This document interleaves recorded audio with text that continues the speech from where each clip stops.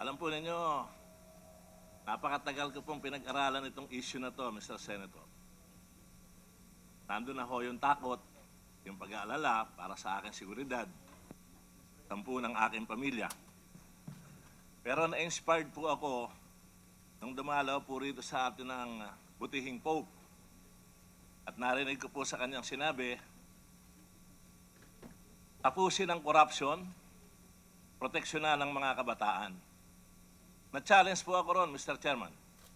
Kaya ho, sa umagang ito, ipipresenta ko ho at magsasampa ho ako pagkatapos nito ng kaso sa Ombudsman at kung kinakailangan pumunta po ako sa Civil Court, gagawin ko po dahil ang nakasalalay po dito ay mga kabataang miyembro ng Boy Scout of the Philippines.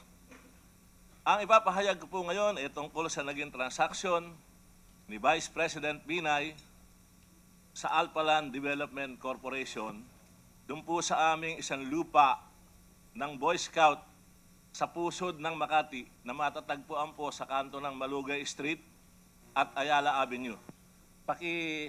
Ano mo lang yung ating slide, yung ating presentation. Ako ho ay natutuwa. Pag nakikita ko ho si BP Binay nung araw, katulad po niyan, nakikipagkamay sa bata, yung pong ando sa likod, mga foreign scout po yun na dumadalaw dito sa ating bansa ng Pilipinas. Pero makikita po nyo dyan na sinabi ko dyan na ang malaking kasalanan at kababayaan ni BP Binay sa Boy Scout of the Philippines. Next slide, please. Meron po akong inilagay dyan sa aking presentation na 3 salita. Ang mga prinsipyo ng Boy Scout na sa tingin ko ho hindi na pinaninindigan ni BP Binay. Unang salita po mapagkakatiwalaan pa nga ba siya ng Boy Scout? Pangalawa po, siya ba ay matapat pa sa Boy Scout? At tinataglay pa ba ni BP Binay ang salitang marangal? Next slide, please.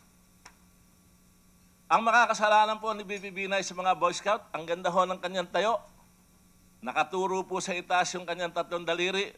Gwapong-gwapo po siya sa litratong yan. Next slide, please.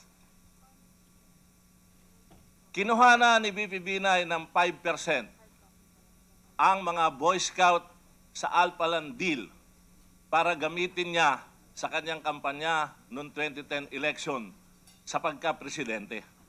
Hindi naman ho Vice President ang unang balak ni Vice President Binay. Ang kanya po talagang pinlano, ang kanyang pinangarap, ang kanyang inasam ay maging presidente ng ating bansa. Pero mabuti na lang po, Vice President na nga lang ang unang tinakbo. Dahil kung nagkamali po tayo noong 2010 at naging presidente, baka ho nakalubog na ang ating bansa sa kasalukuyan. Baka hindi lang nakalubog, baka lunod na po tayo. Next slide, please. Ang 5% na ito ay initial po lamang. Pero ito po ay umabot na ng halos 200 milyong piso.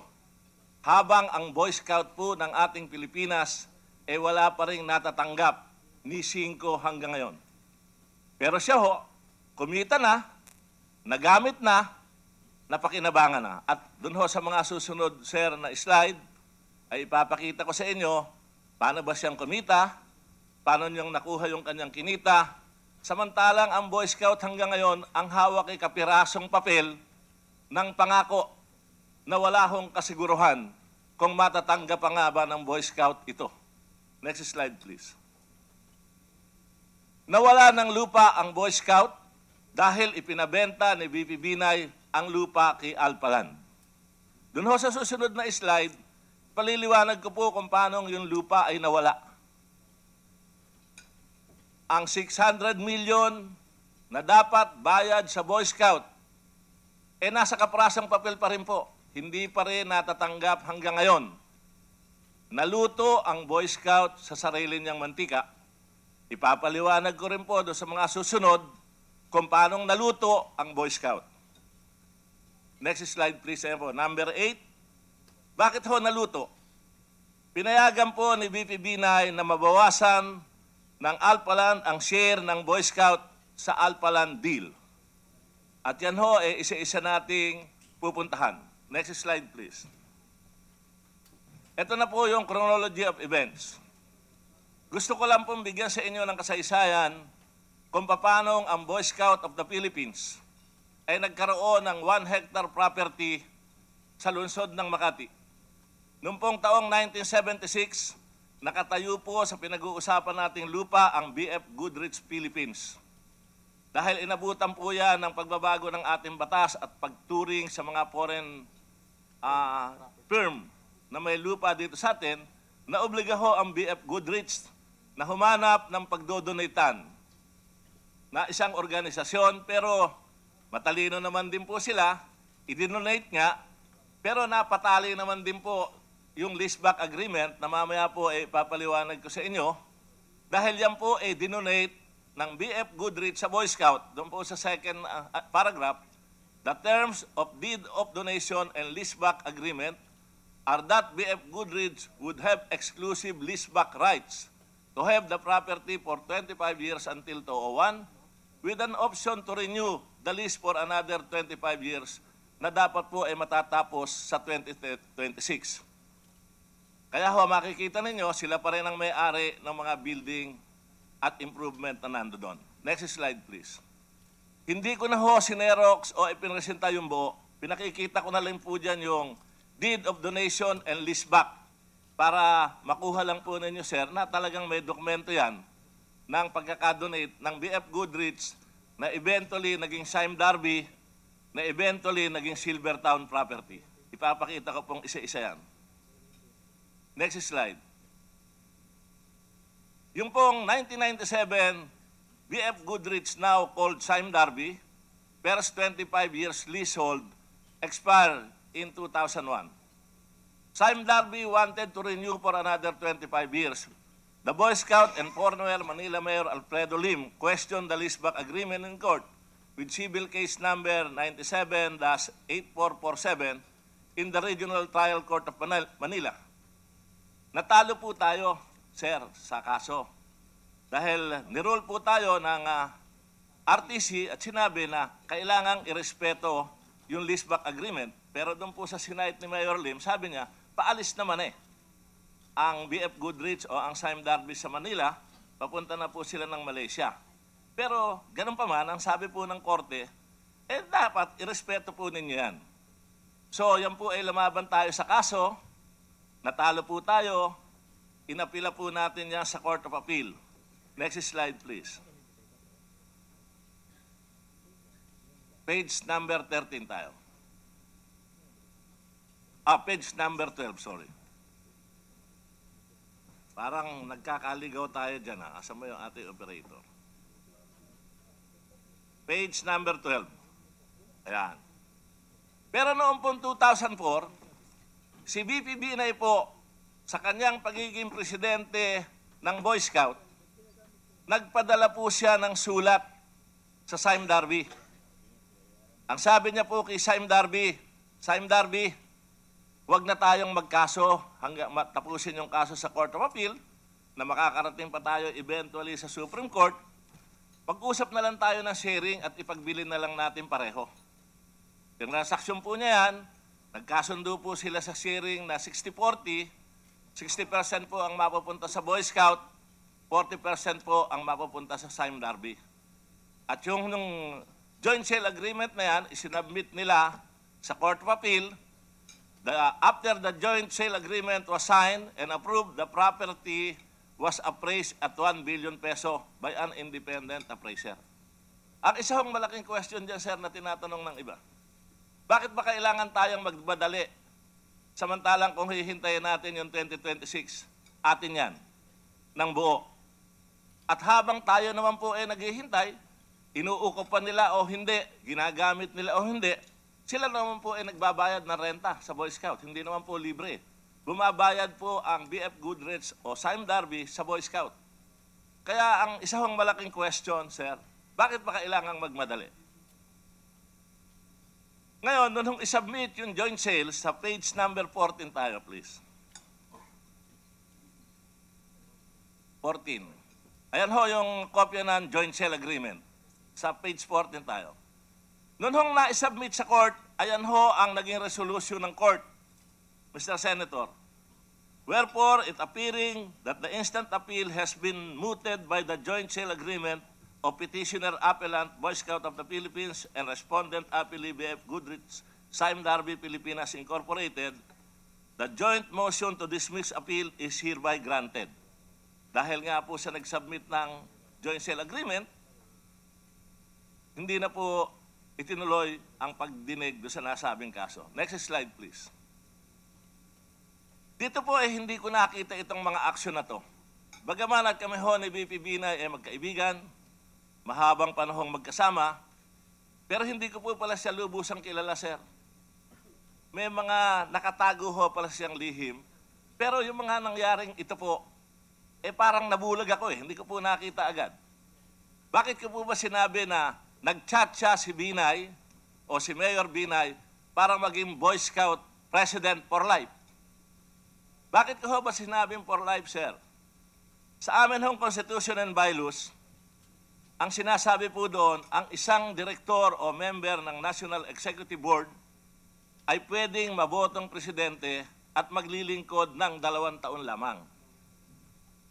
Pwede ho siyang bumalik, may break po na 2 years bago siya makabalik. Pero ano po ginawa ni BP Binay? Natapos po yung kanyang unang term ng 1998 hanggang 2000. Pero pinosisyonan po niya yung posisyon ng Senior Vice President dahil ang pumalit po sa kanya si Governor Obet Pagdanganan.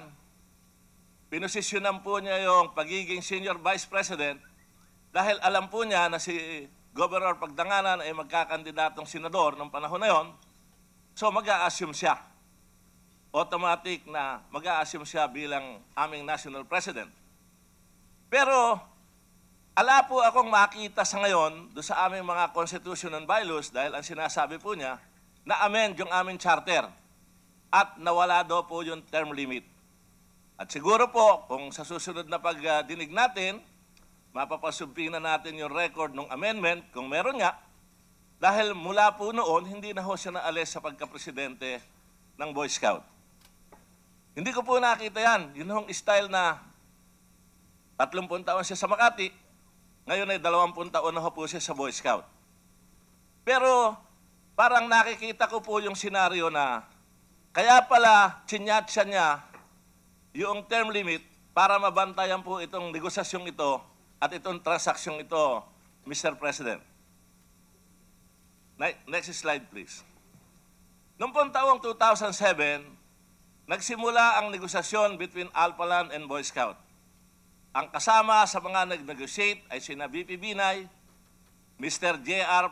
Pangilinan, yung pong aming Secretary General, at si Attorney Mario Babes Ureta, ang presidente po ng Alphaland. Yan po ang naka-joint venture ng Boy Scout. Next slide, please. Makikita po ninyo dyan, ito pong nasa bandang kanan, yaan po si Attorney Mario Babes Ureta. At yung pong nasa kaliwa, yun po si Mr. Bobby Ongpin, yung chairman of the board. Alphaland, a real estate development company owned by Roberto Bobby Ongpin, acquired Silvertown, the local arm of Sime Darby, and its 40% share in the Malugay Ayala Avenue property. Binili po ni Alphaland yung 40% na napagkasundoan do sa hatian ng lupa. Pero ang binili po nila yung shares of stock.